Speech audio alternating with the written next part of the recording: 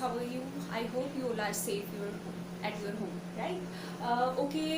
We will proceed today. We will proceed our chapter number 5. And today we will discuss the few chemicals which we will use in our daily life simply. So these are the few chemicals which we will use in our daily life. We will discuss one by one. You need to learn their properties and uses for your examination point of view. This topic is very simple of very simplest topic of your chapter simply, right? Firstly we will discuss on NaCl, NaOH and bleaching powder. Today we will discuss on these three chemical products which we will use in our daily life simply, right? Firstly, NaCl, sodium chloride. Sodium chloride is basically known as the common salt. You know all very well about the common salt, right? Because we all use in our daily routine common salt simply. So common salt, NaCl have a pH 7, right? And you know very well pH 7 means it is a neutral in nature. So it is a composition of strong acid and strong base simply. So due to the strong acid and strong base, what is the composition of this reaction is called neutralization, you know na, in which strong acid and strong base combine and form a salt, common salt, neutral salt you can say that. So this reaction is called neutralization reaction. So NaCl is generally formed by the neutralization reaction with the help of strong acid and strong base simply. Its pH is 7. Due to 7 pH it is neutral in nature because it is formed by the neutralization reaction simply, right? Okay, what is the method of manufacturing of NaCl? It is generally on the basic method it is formed by the drying the sea water simply. When the sea water is dried up, then the precipitate is remaining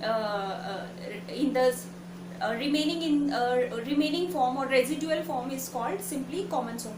But by this method the salt is formed is not pure form, because various other chloride substances like magnesium chloride and calcium chloride are mixed with this mixture of NaCl. So to purify this NaCl from these residual substances, HCl is passed through this, through which the pure NaCl we can obtain simply, you can say that. So what is the property of NaCl? It is a white solid substance, you know very well, right? And the melting point of sodium chloride is 1081 Kelvin. It means it is melt at this temperature above 1000 Kelvin, right? It is very easily soluble, and you can say that highly soluble in water, because salt is easily soluble in water, so it is a highly soluble. There is no meaning of cold and hot water. Salt is easily soluble in water, right? It is ionized in aqueous solution. What is the meaning of ionized? Ionized means simply it dissociate, or you can say that it can easily mix up in the water. Aqueous means water. So solution means solute plus solvent. So in solvent, easily solute is mixed up. This solution is called aqueous solution. So it is easily ionized simply. Uses: it is used in daily food products. Everyone used salt in the food. It is also used in preservative properties, because for making pickles, you know very well, and any other preservative substances, food items, salt is sprinkled on the food or in mix up with the food material for because of their preservative nature. NaCl is a very preservative nature, so for preserving the food particles it is also used. Instead of this, it is also used for making the freezing mixture. Freezing mixture, like the mixture which preserve the food particle and any other particle below the common temperature. So freezing mixture is also made up with the help of NaCl simply. It is also used for making the various other chemical substances which we will in daily use. It is a raw material for making sodium hydroxide, caustic soda, sodium carbonate Na2CO3, sodium hydrogen carbonate. These are the common chemical which we will used in our daily life. So sodium chloride is the simply raw material for making these chemicals simply. So this is all about the sodium chloride. Next is our NaOH, sodium hydroxide. It is basically known as the caustic soda, basically known, right, in basic language. It is used with the help of electrolysis of NaCl. When we electrolyze the NaCl, electrolyze means when NaCl is dissociated and one ion is goes at the positive and other is goes to the negative end, simply you can say that. So it is formed by the or manufactured by the electrolysis of sodium chloride simply. So NaCl, when in the presence of H2S, because NaCl have capability to ionize in the aqueous solution. So in the aqueous solution, when NaCl is mixed, then sodium hydroxide, chlorine gas and hydrogen gas is formed. This chlorine is generally obtained at the anode end of the electrolyte, and hydrogen gas is obtained at the cathode end of the electrolyte simply. And NaOH, the caustic soda, is obtained also at the cathode end of the electrolyte. Cathode means positive end of the electrolyte and anode means the negative end of the electrolyte. And electrolyte have both the ion, like electrolytes, both the positive and negative ends are present. This is the negative and positive. Negative means anode and positive means cathode end of any electrolyte. And electrolysis means the in the presence of water, the reaction which is occur in the presence of water, or in which two different ends are produced, two different ions are produced, positive and negative. So this kind of reaction is called electrolysis simply, and electrolyte is used in that reaction.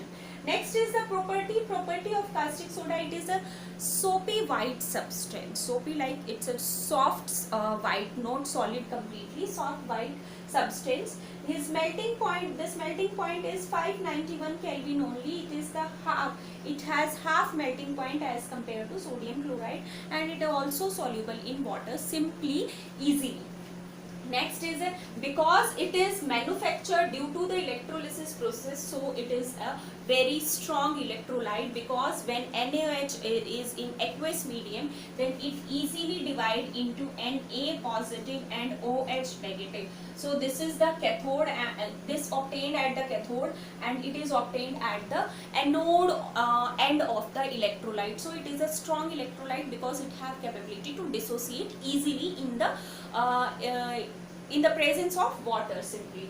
It have a capability to make crystalline. Crystalline, like crystals are the solid particles which are obtained by the process of, like simply you can say that when you burn up your solution, then due to the evaporation process, solvent is goes evaporate out or evaporate out simply, and the remaining residuals are known as the crystal, which are made up of the solute particle. So it have capability to make crystalline. Next are the uses. What are the uses of sodium hydroxide simply? It is used for making soap, paper and silk. It means soap, paper and silk industries are use this NaOH for making soap, paper and silk. So it is used in these industries simply. It is also used for purification of petroleum. Petroleum is purified because when we obtain the petroleum is directly from the fossil fuel, it is not pure, and you can say that it is in virgin form. So it is purified in the presence of sodium hydroxide. It is also used for manufacturing fat and oil simply. When we purify the petroleum, the remaining substances are obtained is oil and fat in these industries, so it is also used for manufacture fat and oil also. And you know very well it is a laboratory reagent, because in the lab various reactions are occur in the presence of NaOH, simply because it have a capability of electrolysis. It is a strong electrolyte, so it is used in the various chemical reactions simply. Next are bleaching powder. Bleaching, it means the chemical which have capability to change the color simply, or you can say that the colored substance is converted into colorless substances. That kind of powder is called bleaching powder, for change the color of any substance. It is used for changing the color simply. It is a bleaching agent called calcium oxychloride. Calcium oxychloride is known as the bleaching powder because it has capability of bleaching. So it is obtained when calcium hydroxide is from the calcium hydroxide, when chlorine gas is passed out, then the calcium oxychloride is obtained. So it is manufactured in the presence of chlorine gas and with the help of calcium hydroxide simply. Its property, it is a yellow solid substance with a characterized odor. A particular odor is obtained, or you can say you can smell a particular odor from the calcium oxychloride, the bleaching substance. It is soluble in water, but it is soluble in cold water only, not in normal or hot water simply.